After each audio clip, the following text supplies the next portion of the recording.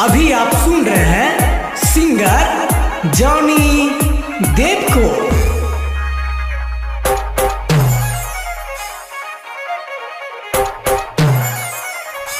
दीवाना हो गया ये दिल मधु तेरे प्यार में, दीवाना हो गया ये दिल मधु तेरे प्यार में, दीवाना हो गया ये दिल मधु तेरे प्यार में, मधु तेरे प्यार में। तेरे सिवा न कोई है मेरे संसार में, दीवाना हो गया ये दिल मधु तेरे प्यार में।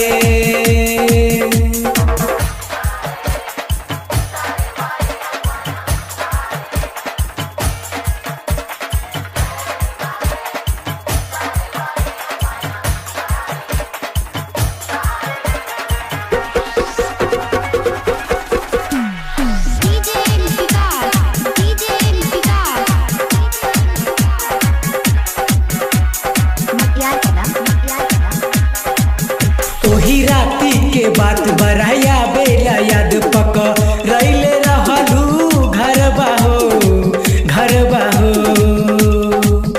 हम खाके कसम सची कहब सनम तोहर साथ नाही छोड़ब हो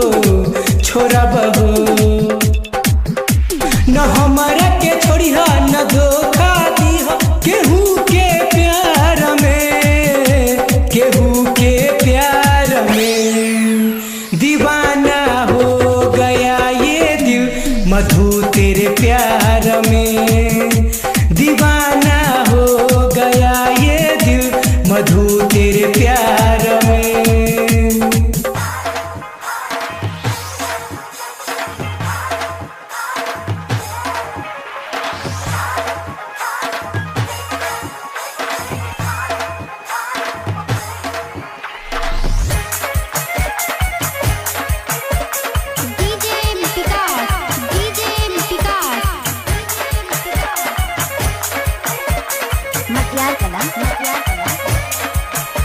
हाँ राइटर सागर सची लिखे गीत जौनी देव के कहानी हो।